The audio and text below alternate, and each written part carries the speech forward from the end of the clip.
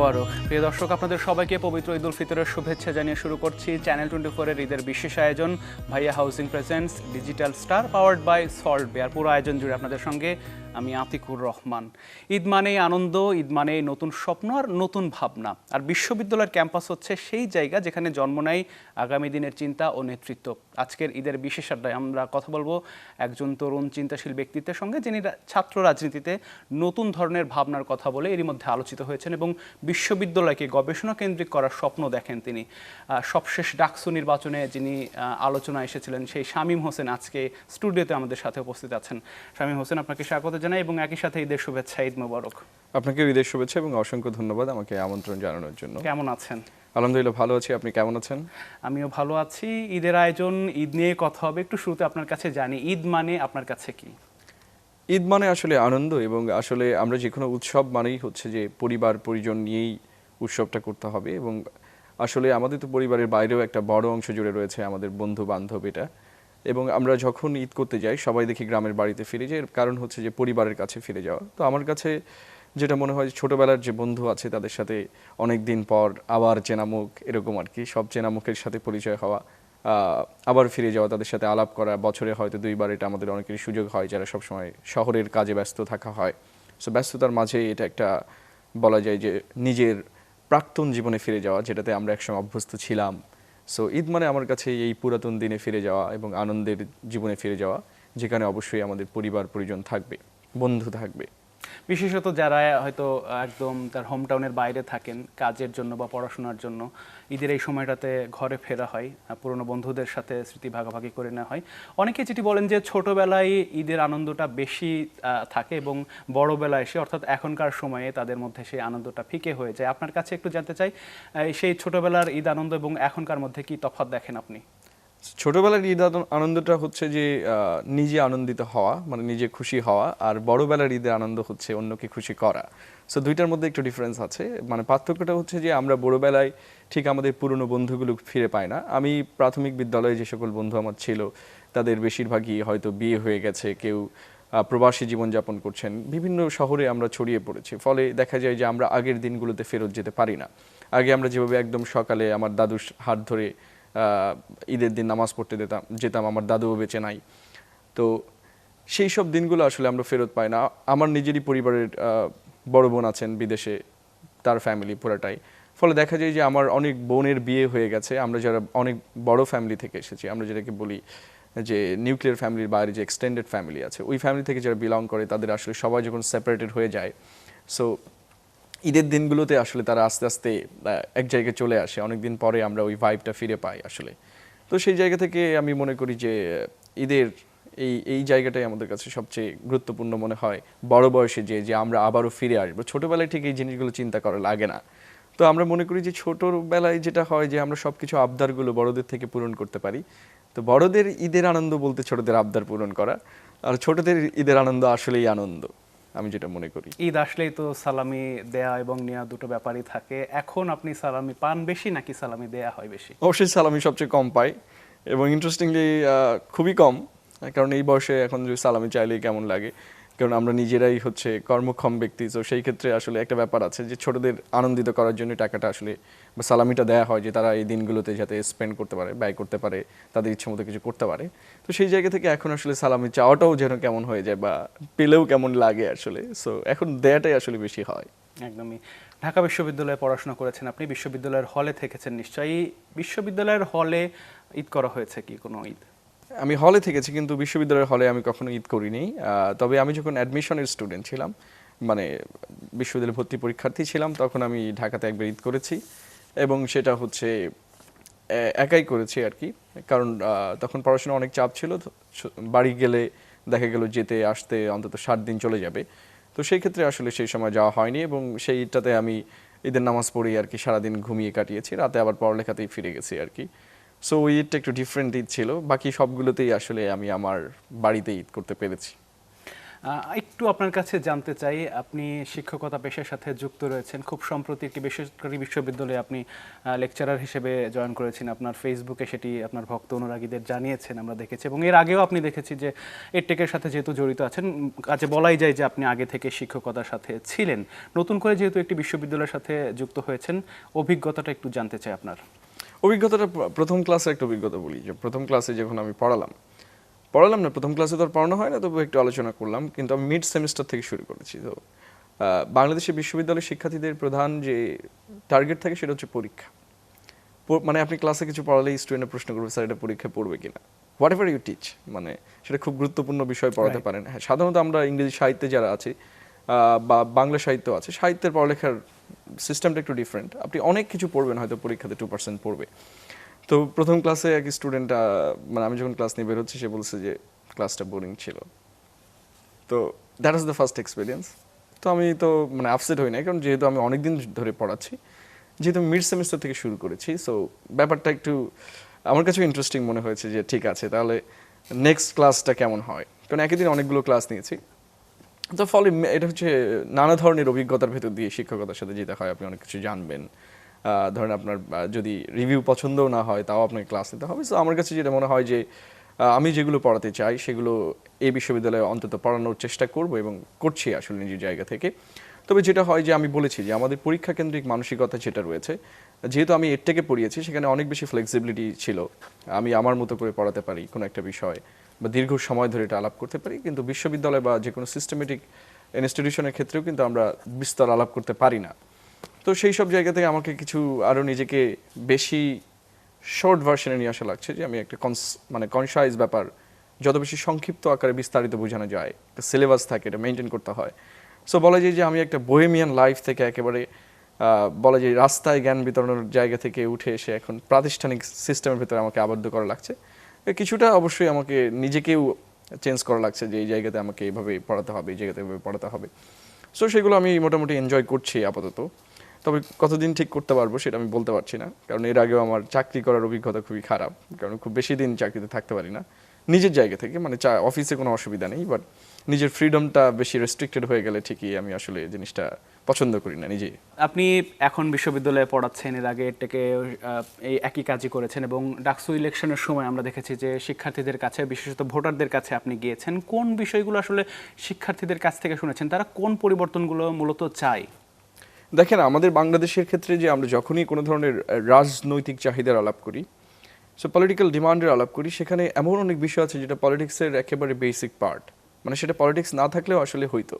যেমন খাদ্য, বস্ত্র, বাসস্থান, বাংলাদেশে আসলে এগুলোই প্রধান সমস্যা। মানে যেগুলো আসলে পলিটিক্সে আপনি চাইবেন কি, এটা তো বেসিক হিউম্যান রাইটস, তাই না? তো ঢাকা বিশ্ববিদ্যালয়ের ক্ষেত্রে আমরা যেটা দেখেছি, সবচেয়ে বড় সমস্যার ক্ষেত্রে ছিল নিরাপত্তা। আপনি দেখেন, একটা বিশ্ববিদ্যালয় হতে গেলে, একটা প্রতিষ্ঠান হতে গেলে, তার একটা বাস্তবিক গ্রুপ থাকা লাগে। আপনি যে কোনো একটা, যদি এখন ডিএনসিসির আন্ডারে একটা অফিস খুলতে চান, তাহলে আপনাকে একটা অফিস লোকেশন দেখাতে হয়, যে এখানে আমার অফিসটা আছে, ভিজিট করে তারপর আপনাকে একটা তারা ছাড়পত্র দিবে যে আপনি এটা করতে পারেন। কিন্তু বিশ্ববিদ্যালয় হতে গেলে তার একটা ক্যাম্পাস থাকা চাই। তো আমি বলি যে ঢাকা বিশ্ববিদ্যালয় হচ্ছে একটা উদ্বাস্তু প্রতিষ্ঠান, সে নিজেই নিজের ভূমিতে এক্সাইল। এর ভেতরে এতগুলো প্রতিষ্ঠান আছে যে এইটা যে ঢাকা বিশ্ববিদ্যালয়, আপনি ম্যাপিং করতে পারবেন না। সো ঢাকা বিশ্ববিদ্যালয়ের নির্ধারিত কোনো এরিয়া নাই। এটা বাংলাদেশের প্রথম বিশ্ববিদ্যালয় এবং এশিয়ার প্রথম আবাসিক বিশ্ববিদ্যালয় হওয়া সত্ত্বেও, যে বিশ্ববিদ্যালয়ের নিজস্ব কোনো ভূমি ব্যবস্থাপনা নাই, যে এই পর্যন্ত ঢাকা বিশ্ববিদ্যালয় এরিয়া, আপনি নিজেও এটা বলতে পারবেন না, যে খুবই স্ক্যাটার্ড। মাঝখানে ধরেন হচ্ছে বাংলা একাডেমি আছে, পরমাণু কেন্দ্র আছে। ফলে ঢাকা বিশ্ববিদ্যালয়ের স্টুডেন্টের যে সিকিউরিটির ব্যবস্থা, কারণ বিশ্ববিদ্যালয়কে যদি আপনি সিটি থেকে আলাদা না করেন, তাহলে এটা তো ঢাকা সিটিরই অংশ হয়ে গেল। ঠিক আলাদা করে বিশ্ববিদ্যালয় বলা যাচ্ছে না। আপনি জাহাঙ্গীরনগরে দেখেন, তাদের একটা নিজস্ব ক্যাম্পাস আছে, চট্টগ্রাম বিশ্ববিদ্যালয়, রাজশাহীরও আছে, আমাদের কিন্তু নেই। ফলে আমাদের যে বেসিক ডিমান্ড, সেটা হচ্ছে বিশ্ববিদ্যালয়ের নিরাপত্তাটা নিশ্চিত করা, এবং এটা নিয়ে অহরহ বিভিন্ন রকম ঘটনা ঘটছে। আপনি দেখলেন ডাকসুর পরবর্তী সময়ে নানা ধরনের ঘটনা, দেখলেন যে মাদক অভিযানও চলছে। সো ঢাকা বিশ্ববিদ্যালয় কেন্দ্র করে যে বড় বড় মাদকের হাবও আছে, তার পাশে সোহরাওয়ার্দী উদ্যান। সো স্টুডেন্টের প্রথম ডিমান্ড যেটা ছিল, সেটা হচ্ছে যে ক্যাম্পাসের নিরাপত্তা নিশ্চিত করা, যেটা আমরা অনেকাংশে মানে আপনি ডাকসুর তো এখানে আসলে কোনো দোষ নেই। আমরা একটু এই বিষয়টা নিয়ে কথা বলতে চাই। আপনি নিশ্চয়ই এই বিষয়ে অবগত আছেন। আমরা দেখেছি সোশ্যাল মিডিয়াতে আলোচিত হয়েছে যে ডাকসু নেতারা, বিশেষত সর্বমিত্র চাকমা এই অভিযান চালিয়েছে নিজের উদ্যোগে, মানে ডাকসু নেতা হিসেবে। এবং এরপরে আমরা দেখেছি যে সোহরাওয়ার্দী উদ্যানে ডিএমপির পক্ষ থেকেও এই মাদক বিরোধী অভিযান চালানো হয়েছে, যেখানে শিক্ষার্থীদের সাথে একটা হয়তো ভুল বোঝাবুঝি হয়েছে বা এই বিষয়টার ফলে বেশ আলোচিত হয়েছে। এই বিষয়গুলোকে আপনি কিভাবে দেখেন, যেহেতু নিরাপত্তা ইস্যুর কথা বলছিলেন? এখন এখানে আমি যদি দুইটা কথা বলি, আমি যদি বিশ্ববিদ্যালয়ের দৃষ্টিতে দেখি তাহলে স্টুডেন্টরা অ্যাপ্রিসিয়েট করে, আবার যদি আমি জনগণের দৃষ্টিতে দেখি আবার তারা অ্যাপ্রিসিয়েট করে না। এখন আপনাকে দুইটা দৃষ্টি থেকে দেখতে হবে, যেহেতু ঢাকা বিশ্ববিদ্যালয় একটা স্বতন্ত্র প্রতিষ্ঠান, কাগজে কলমে হলেও আমরা যেটাকে বলি স্বায়ত্তশাসিত প্রতিষ্ঠান, তো এই বিশ্ববিদ্যালয়ে আলাদা কাঠামো আছে এবং ডাকসু কিন্তু নিজে অ্যাডমিনিস্ট্রেশনের অংশ। অর্থাৎ আপনি যদি মনে করেন যে ডাকসু নেতারা অ্যাডমিনিস্ট্রেশনের বাইরে, এরকম না। ডাকসু নিজে একটা প্যারালাল প্রতিষ্ঠান যে অ্যাডমিনিস্ট্রেশনে হয়ে কাজ করে। সো সর্বমিত্রের ক্ষেত্রে যে আমি প্রথমেই তার পক্ষে স্ট্যান্ড নিয়েছিলাম যে আসলে আমাদেরকেও সবার নিরাপত্তাটা নিশ্চিত করতে হবে এবং এটা খুব গুরুত্বপূর্ণ যে আমরা আমাদের স্টুডেন্টের মানে আমাদের এখানে যে স্টুডেন্ট আছে তাদের নিরাপত্তা সবার আগে। কিন্তু কিছু জায়গাতে দেখা গেছে যে ছেলে মেয়েদের কান ধরে উঠবাস করানো হচ্ছে, এটা তো ঠিক না, এটা চাইল্ড অ্যাবিউজ। সো কোনোভাবে আমরা চাইলে আমরা যারা ইয়াং বাচ্চা ছেলে তারা তো মাঠে খেলতেই আসবে, এটা স্বাভাবিক ব্যাপার। সো যেসব ক্ষেত্রে আমাদেরকে মানবিক হইতে হবে, সব জায়গাতে আমাদের তো আইন প্রয়োগ করতে হবে এবং গুরুত্বপূর্ণ বিষয় না আইন কেন দেওয়া হয়, যাতে আমরা ক্রিমিনাল জিনিসগুলোকে কমায় আনতে পারে, রিডিউস করতে পারে। কিন্তু যেসব জায়গাতে ক্রিমিনাল অ্যাক্টিভিটি নাই সেখানে তো আমাকে তো আইন প্রয়োগ করতে হবে, কাউকে কান ধরে বাস করতে হবে, এগুলো ঠিক না। সেটা আমি নিজেও তাকে বলেছি ব্যক্তিগতভাবে, যেহেতু আমি তাকে ব্যক্তিগতভাবে পছন্দ করি। যেটা সে দল করুক না কেন, সেটার বাইরে সে কাজ করছে ইউনিভার্সিটির ছেলেমেয়ের জন্য, সেই এই দিকটাও ঠিক আছে। কিন্তু ডিএমপির যে আচরণটা আমি দেখেছি, ওই দিন যে কাজটা তারা করলো, একজন সিভিলিয়ানকে কোনো ধরনের আপনার অ্যারেস্ট ওয়ারেন্ট থাকলেও আপনি তাকে মারতে পারবেন না এবং মারার তো কোনো বিধান নাই। আপনি তাকে ইন্টারোগেট করতে পারবেন, সেটা আলাদা পদ্ধতি আছে। সো আপনি ওপেন স্পেসে তাকে সাংবাদিক নিয়ে, এগুলো হচ্ছে যে মোবাইল জার্নালিস্টদের ক্ষেত্রে দেখা যায় যে সবাই আমরা ফাটাকেষ্ট হইতে চাই। আমি এটা বলছি যে বাংলাদেশের সবাই ফাটাকেষ্ট হইতে চায় এবং তারা দেখাইতে চায় যে আমরা বীর পুরুষ। তো এটা হচ্ছে প্রত্যেকটা জিনিস একটা স্লোলি প্রোগ্রেস করে, আপনি একদিনেই রাতারাতি সব কিছু পাল্টে ফেলতে পারবেন না। এটা মুভিতে হয়, ঠিক আছে, এক রাতেই নায়ক চলে আসছে, হ্যাঁ সব স্বরাষ্ট্রমন্ত্রী হয়ে গেছে, পৃথিবী কন্ট্রোল, এরকম তো আসলে সম্ভব না। তো তারা এটা করতে যেই সমস্যাটা হচ্ছে, হ্যাঁ মানে অতি উৎসাহী হয়ে স্টুডেন্টের উপর হামলা করে, এটা যে কেউ নিন্দা করবে। সে যদি ক্রিমিনালও হয় তার উপর আপনি ওপেনলি চার্জ করতে পারবেন না, কারণ তার হাতে তো অস্ত্র নাই, সে কি আপনাকে আক্রমণ করছে, তাহলে আপনি ডিফেন্ডিং ল কেন প্রয়োগ করবেন? এটা অবশ্যই অনুচিত কাজ হয়েছে এবং ডিএমপি তার ব্যবস্থাও নিয়েছে, 4 জনকে প্রত্যাহার করেছে সেখান থেকে। তো তারা যেহেতু অপরাধ মানে তাদের জায়গা থেকে তারা ভুল করেছে বলেই তাদেরকে প্রত্যাহার করা হয়েছে। এবং আমরা মনে করি যে কোনো ধরনের আইন প্রয়োগ করতে গেলে মাঝখানে কিছু ভুল ভ্রান্তি হবেই এবং আমরা মানুষ ভুল করবই। তবে এগুলোর অবশ্যই আমাদেরকে কমিয়ে আনা, দ্বিতীয়বার যাতে ভুল না হয় সেদিকে নজর রাখা উচিত। আমরা বেশ সিরিয়াস আলোচনা করছিলাম ডাকসু, বিশ্ববিদ্যালয় এবং দেশের পলিটিক্যাল সিচুয়েশন নিয়েও একটু আলাপ করব। তবে তার আগে ঈদের কিছু র্যাপিড ফায়ার আমরা আপনার জন্য রেখেছি কিছু প্রশ্ন, একদমই এক লাইনে উত্তর চাই। ঈদের প্রিয় খাবার কি শামীম হোসেনের? অবশ্যই গরুর মাংস, আই লাভ ইট। ওকে, ঈদের দিনে সবচেয়ে পছন্দের কোন কাজ? অবশ্যই ঘুমানো। একদমই সারাদিন? সারাদিন আমি অবশ্য বন্ধুদের সাথে ঈদের পরের দিনই আমরা দেখা করি। প্রথম দিন অনেক ব্যস্ত থাকা হয়, সবাই কোনো না কোনো কাজে ব্যস্ত থাকে, তো যার কারণে আসলে আমি অনেক ঘুমানোটাই পছন্দ করি। আর আমার একটা সমস্যা আছে, আমি অনেক রাত জাগি, ফলে দেখা যায় যে আমার ঘুমাই সকালের দিকে। সো সেক্ষেত্রে ঈদের নামাজ পড়ে এসেই আমার আসলে ঘুমটা আসে, তো যার কারণে আমি ঘুমিয়ে যাই বেশিরভাগ সময়ই। ক্যাম্পাসের সবচেয়ে প্রিয় জায়গা কোনটি আপনার? সেন্ট্রাল লাইব্রেরি, যদিও আমি এটাতে খুব কম গিয়েছি, ফার্স্ট ইয়ারে প্রচুর যেতাম। ফার্স্ট ইয়ারে আমি যখন স্টুডেন্ট ছিলাম প্রায় প্রতিদিনই যেতাম। ওকে, একজন আদর্শ নেতা হতে গেলে, বিশেষত যারা ছাত্র নেতা আছে, কি গুণ থাকা উচিত বলে আপনার মনে হয়? পৃথিবীতে যারা পাওয়ার পলিটিক্স করে তাদেরকে বলা হয় যে তারা যে কোনো ভুল করলে সেটা থেকে সরে আসা যাবে না, এটাকে উইকনেস মনে করা হয় এবং সবসময় এটা উইকনেস মনে করা হয়েছে। কিন্তু স্টুডেন্ট লিডারদের ক্ষেত্রে মানুষ ভুল করতে পারে এবং তার বক্তব্যে অনেক অপ্রাসঙ্গিক কথা আসতে পারে। কারণ আমারও বক্তব্য মাঝে মধ্যে দুই একটা অপ্রাসঙ্গিক ব্যাপার চলে আসে। যেমন গতদিন আমি একটা এক্সাম্পল দিতে যেয়ে বলেছিলাম যে কারা ভালো বেশি ভোট দেয়, মানে দেখে শুনে। তো আমি সেখানে নারীদের প্রশংসা করতে যেয়ে আমি বলেছি যে পৃথিবীতে পুরুষ কবির সংখ্যা বেশি, কারণ পুরুষরা একটু বোহেমিয়ান হয়, ঘুরে টুরে বেড়ায়, প্রেমে সময় বেশি ব্যয় করে। সো আমি এখানে ইমাজিনেশন কথাটা ব্যবহার করেছিলাম, তো তারা ভাবছে যে আমি মেয়েদের ইমাজিনেশন কম বলেছি, যেহেতু কার্ড বক্তব্য বেরিয়েছে। তো সেই সব জায়গা থেকে দেখা গেল যে মিসইন্টারপ্রেটেড হয়েছে, যে আমি আর প্যাট্রিয়ার্কিক্যাল হয়ে গেলাম কিনা, পুরুষতান্ত্রিক হয়ে গেলাম কিনা, এটা নিয়ে অনেক চিন্তা হচ্ছে। সো এইসব ক্ষেত্রে আমাদের ক্লারিফিকেশন দেওয়া উচিত। আমরা যদি ভুল করি এটা আমাদের স্বীকার করতে হবে।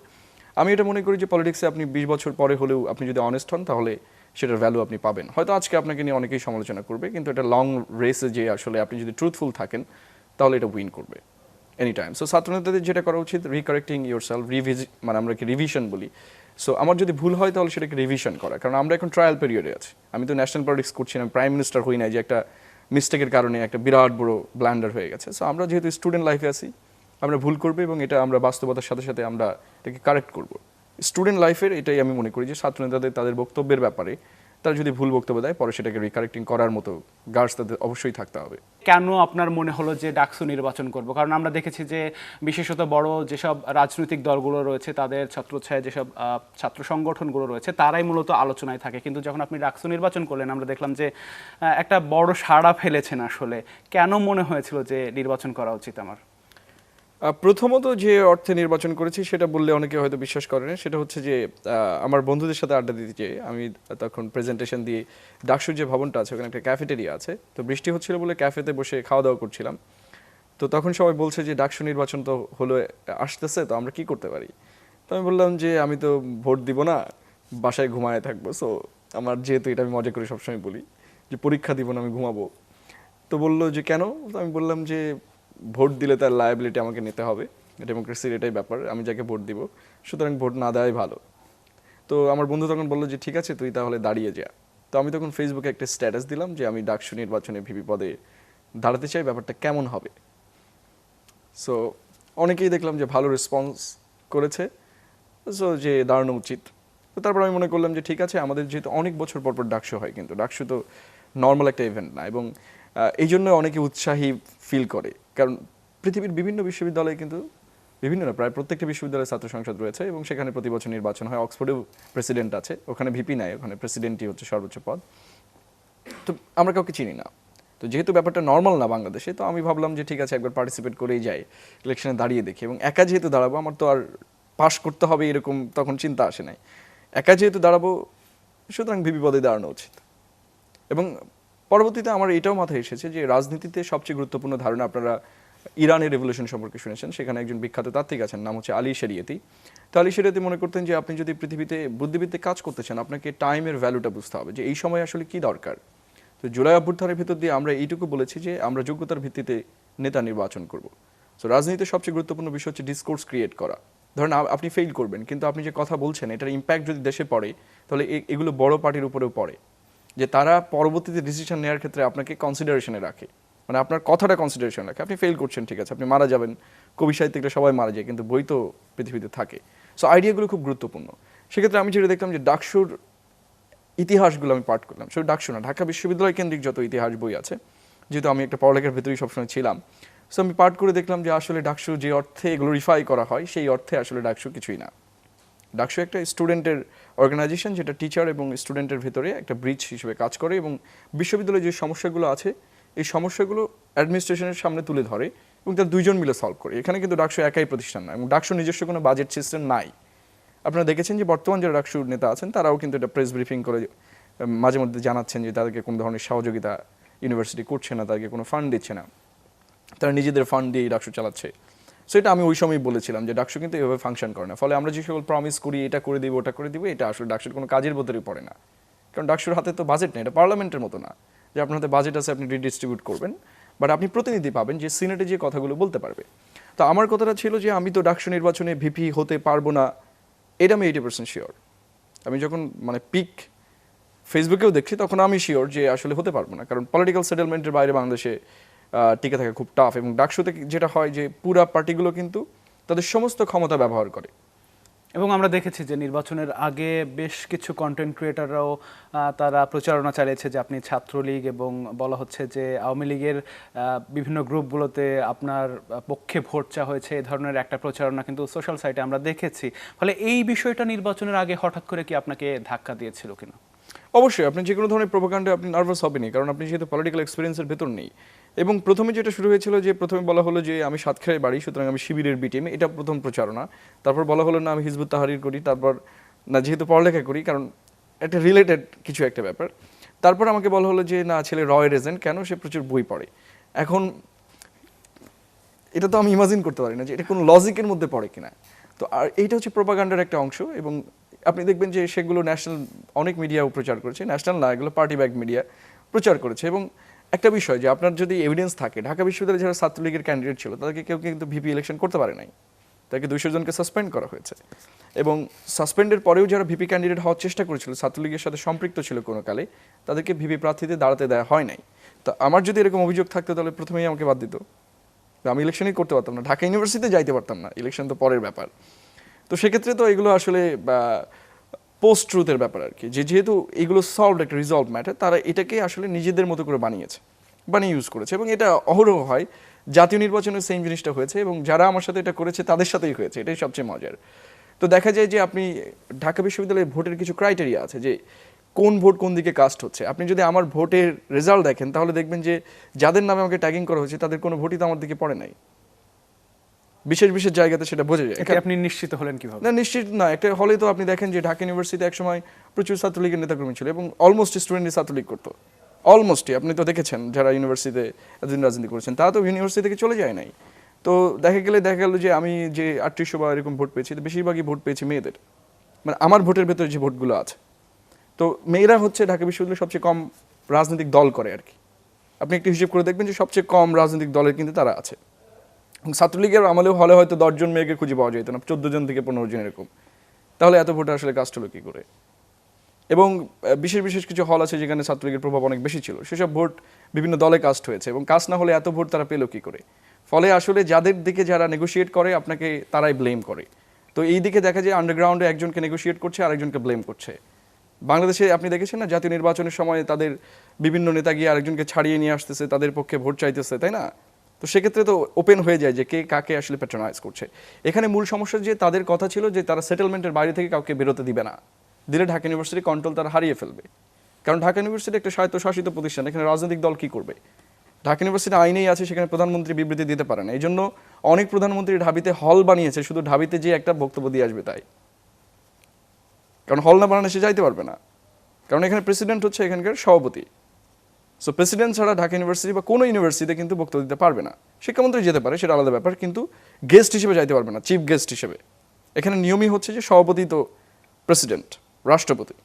তো সেই সব জায়গা থেকে আসলে ইউনিভার্সিটিকে রিস্ট্রয় করা হয়েছে। এবং বাংলাদেশের সবচেয়ে বড় সমস্যা আমি অলরেডি বলেছি যে সত্যের চেয়ে বড় মানে সন্ত্রাসী পৃথিবীতে কিছু নাই। সবচেয়ে বড় সন্ত্রাস হচ্ছে সত্য। সত্য বললে আপনি পৃথিবীর সবচেয়ে খারাপ ব্যক্তি। এটা একেবারে হোমারের লেখা আছে যে পৃথিবীতে ডেঞ্জারাস বলতে কিছু যদি থাকে সেটা হচ্ছে সত্য। সো আমি আমার আইডিয়াকে শেয়ার করেছি, এবং ইউনিভার্সিটিতে যদি এরকম ট্যাগিং আমার রিয়েলি থাকতো তাহলে ইউনিভার্সিটিতে এত স্টুডেন্ট আছে, তাই না? এত স্টুডেন্ট আছে, তারা তো এই অবজেকশন করতো, তাই না? প্রথম থেকেই করতো। কিন্তু সেটা না করে কি হলো, ইলেকশন নাইটে এমন ব্যক্তিদের দ্বারা প্রোপাগান্ডা চালানো হলো যারা বাংলাদেশে মিথ্যা বলার জন্য বিখ্যাত, এবং এটা তো রীতিমতো হাস্যকর।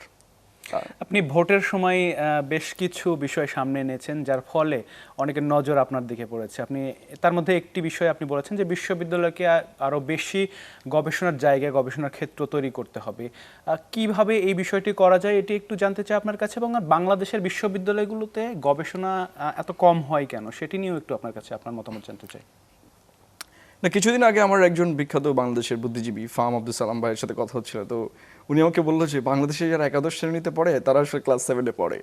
সো এডুকেশন সিস্টেমটা এরকমই যে আমাদের যারা গ্রাজুয়েট স্টুডেন্ট আছে তাদের কথোপকথনে শুনে আপনাকে মনে হবে যে তারা গ্রাজুয়েট, আপনি অ্যাভারেজ বলেন, এক্সেপশন তো অবশ্যই আছে, কিন্তু এটা সত্য কথা যে আমরা আমাদের গ্রাজুয়েটদের চেহারা দেখে তাদের কথোপকথন শুনে কখনো গ্রাজুয়েট মনে করতে পারি না। তার মানে আমাদের এডুকেশন সবসময় ব্যাক এন্ডে চলে।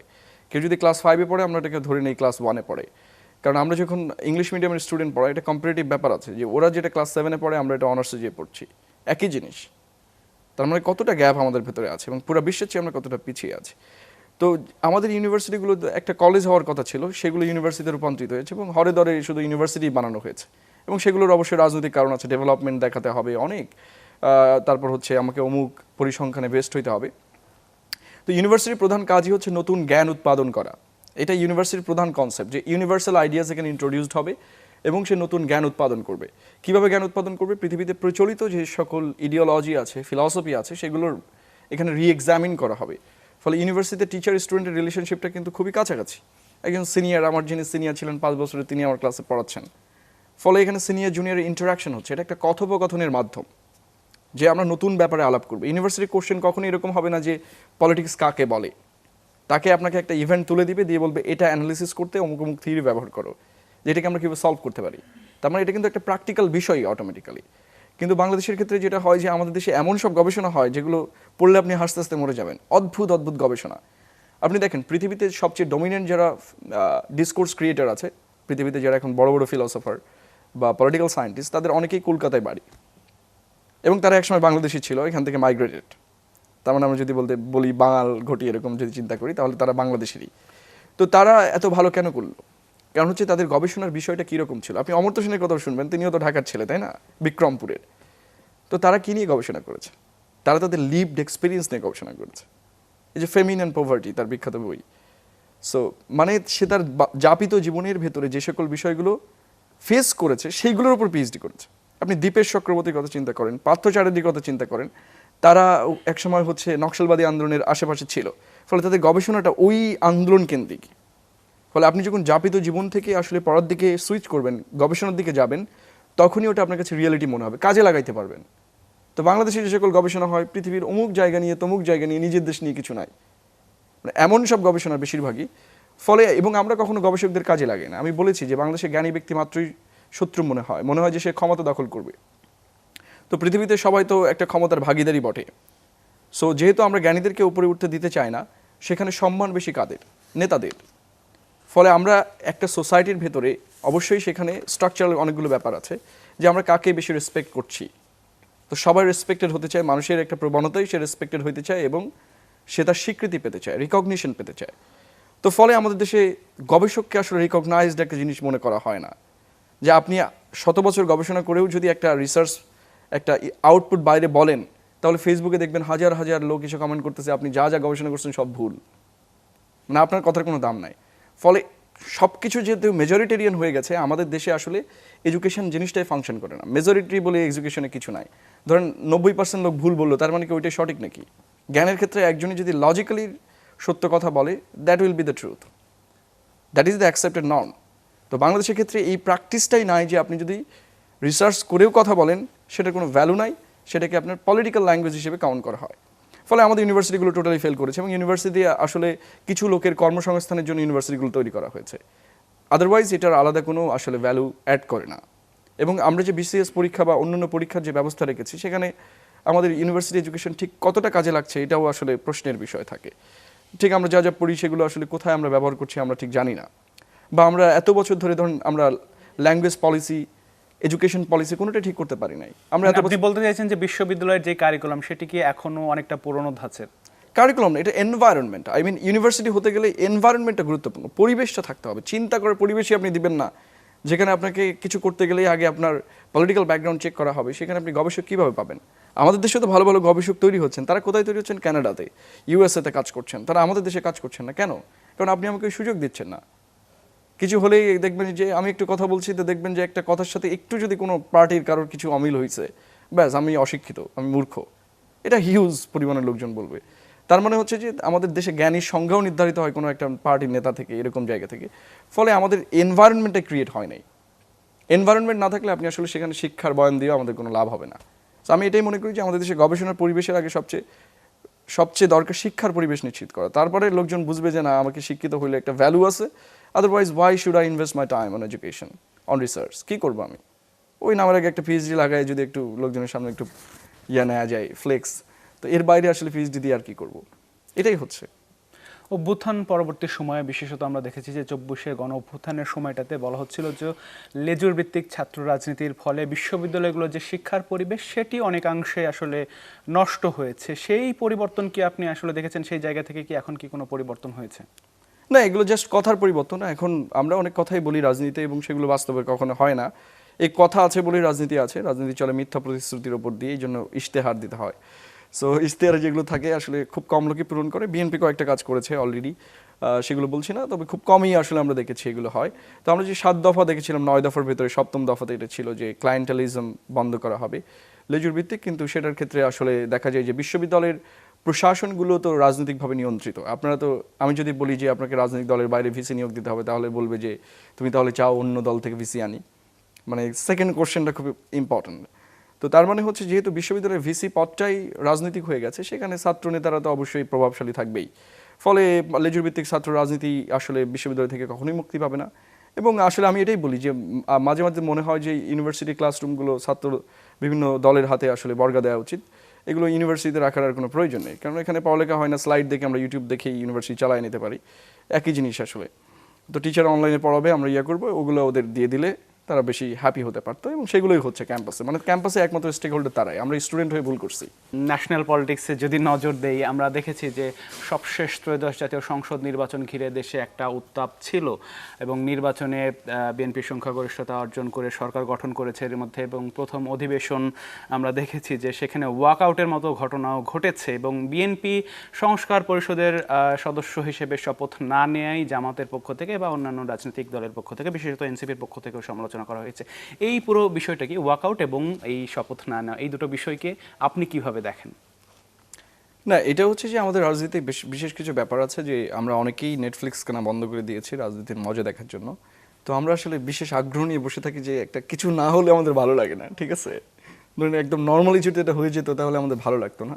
ফলে আমি ওয়াকআউটটাকে এভাবেই দেখছি, কারণ এর আগে আপনারা দেখেছেন যে কালের কণ্ঠে সম্ভবত চুপ্পুর একটা ইন্টারভিউ, হ্যাঁ, রাষ্ট্রপতি মহোদয়ের একটা ইন্টারভিউ ছাপা হয়েছে, যদিও তিনি বাংলাদেশের বর্তমান রাষ্ট্রপতি সেই হিসেবে আর কি। তো ইন্টারভিউ ছাপা হয়েছে, সেখানে বলা হয়েছে কারা কারা তাকে প্রোটেক্ট করেছে। তো তার ভিতরে এনসিপির একজন নেতার কথাও আমরা দেখেছি যে উনি তাকে কল দিয়ে জানিয়েছেন যে এগুলো আমার লোকটা, আমরা সরিয়ে আনছি। ফলে তারাও কিন্তু একটা সময় সমর্থন দিয়েছে। এবং আমরা এটাকে মনে করি যে বিএনপি এটাকে একটা বলা যায় যে খুব টেকনিক্যাল একটা টুল হিসেবে ব্যবহার করেছে। কারণ আমরা যদি 1996 সালের কথা চিন্তা করি, তখন যখন শেখ হাসিনা ক্ষমতায় আসেন, তখন রাষ্ট্রপতি ছিলেন আব্দুর রহমান বিশ্বাস নামে একজন ব্যক্তি। তো উনি কট্টর বিএনপি সমর্থক ছিলেন এবং সেই সময় আইন পাশ করা হয় যে মন্ত্রী পরিষদের অনুমতি ছাড়া রাষ্ট্রপতি কোনো ভাষণ প্রদান করতে পারবে না, অর্থাৎ ভাষণটা মন্ত্রী পরিষদের দ্বারা লিখিত হইতে হবে। সো সেই আইনই আসলে এখানে দেখানো হলো এবং চুপ্পুর মধ্য দিয়ে অনেক কথা বলা হয়েছে। বিএনপির বিরুদ্ধে যেরকম অভিযোগ আছে আওয়ামী লীগের পক্ষ থেকে, সেই অভিযোগগুলো একজন আওয়ামী লীগার নিজেই খারিজ করে দিলেন। এটা দেখার তো এটা একটা মানে অসাধারণ মজার দৃশ্য। তো এই যে নাটকে একটা মঞ্চস্থ করতে পারলেন, এটাও একটা বিএনপির সফলতা। এবং বিএনপি যেহেতু রাষ্ট্রপতির মধ্য দিয়ে এক ধরনের সংবিধানের কন্টিনিউটি ধরে রেখেছিলেন জুলাইয়ের পর থেকে, যেহেতু এটা একটা ট্রান্সফার অফ পাওয়ারের জন্য এটা খুব গুরুত্বপূর্ণ কনস্টিটিউশন ধরে রাখা, না হলে আমরা সাংবিধানিক পথ থেকে হয়তো অন্য কোনো পথে বিপ্লবী সরকার বা নানা ধরনের পথের কথা আমরা চিন্তা করেছি নানা সময়, সেই দিকে চলে যেত। তো সেই হিসেবে বন্ধুকেও খুশি রাখা, যেহেতু তাকে লয়ালিস্ট হিসেবে পেয়েছে, এবং সেই হিসেবে তাকে খুশি রাখা, আবার একই সাথে সাপও মারা লাঠিও না ভাঙা, এরকম একটা অবস্থানে বিএনপি নিয়েছে। এবং রাষ্ট্রপতি অপসারণ করতে তাদের পথে তো আর কোনো বাধা নেই, তারা কখনোই বাধা নাই, কিন্তু তারা চাইলে অপসারণ করতে পারে। এবং রাষ্ট্রপতি তো আদতে কোনো ধরনের এমন কোনো পাওয়ারফুল কাজ করতে পারছে না, তার হাতে আছে, যেহেতু এখানে সব কিছুতে মন্ত্রী পরিষদের অনুমোদন লাগবে। এবং তার বক্তব্যের ভেতরে সে তো তার পজিশনে অনুযায়ী হয় নাই, বরং রাষ্ট্রপতি বাংলাদেশে অলওয়েজ একটা পুতুল ব্যবস্থাপনার মধ্যে দিয়েছিল। শাহাবুদ্দিন সাহেবের পরে যতজন রাষ্ট্রপতি বাংলাদেশে এসেছে অলমোস্ট সবারই কোনো কাজ নাই, তারা শুধু বসেই থাকে এবং ওই মানে রেটোরিক্যাল যে কাজগুলো আছে সেগুলোই তারা করে থাকেন সাধারণত। তো সেই হিসেবে আমি এই জায়গাটাকে মনে করি যে এনসিপি তাদের পজিশনে ঠিক আছে, তারা তাকে দিবে না, এবং বিএনপিও তার পজিশনে ঠিক আছে। সো বলে যে এটাকে আমরা মনে করি যে বিএনপির একটা স্ট্র্যাটেজিক্যাল পজিশন, এবং রাষ্ট্রপতি হয়তো খুব কম সময়ের ভেতর দিয়েই তার অভিশংসন করা হতে পারে। বর্তমান সরকার দায়িত্ব নিয়ে প্রায় মাসখানেক হয়েছে, এর মধ্যে বেশ কিছু বিষয়ে সরকারের সিদ্ধান্তগুলো বাস্তবায়ন শুরু করেছে। আমরা দেখেছি তারেক রহমান দুদিন আগে আমরা দেখেছি ফ্যামিলি কার্ডের উদ্বোধন করেছেন। ইমাম মুয়াজ্জিনদের জন্য তিনি ভাতার ব্যবস্থা করছেন। এ ধরনের বেশ কিছু পজিটিভ যেগুলো বলা হচ্ছে যে পরিবর্তন করার চেষ্টা করছেন। কি মূল্যায়ন করবেন আপনি? আপনার মূল্যায়নটা একটু জানতে চাই। সরকারের এই অল্প সময়, যদি খুব বেশি সময় হয়নি, সরকারকে সরকারের আসলে 1 মাস মেয়াদও হয়নি, সো সেই হিসেবে সরকারকে সমালোচনা করা এখন আসলে বলা যায় যে একটু ঠিক হবে না।